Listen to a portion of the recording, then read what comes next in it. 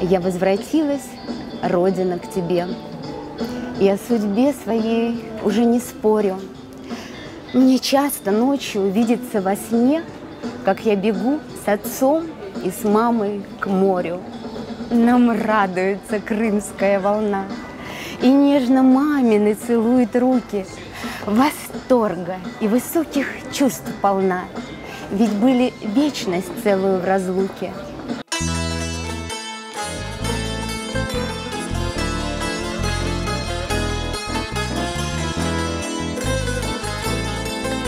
Я впервые вздохнула в воздух своей родины. Вы не представляете, какие это были эмоции. Небо молчаливо смотрело на меня.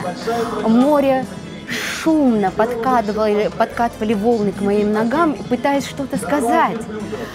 Безмолвно стояли горы и полились стихи. Стихи, которых я не писала на чужбине.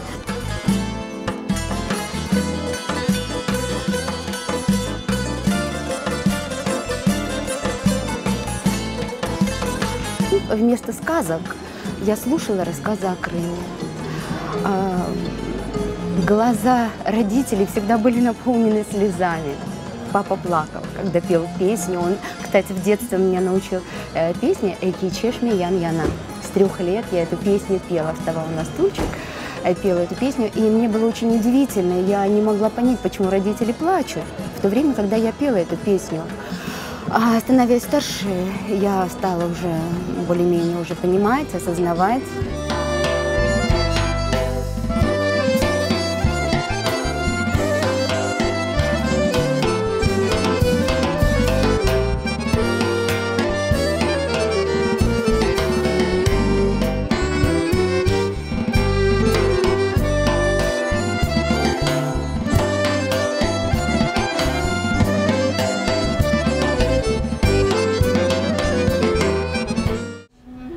Напрягая тело от усилия, звонким детским голосом кричу: Мераба менің туған топрағым, сенің бағрыңда өскен қарт бабам. Құрбет керек ме, мен саңа бағлым.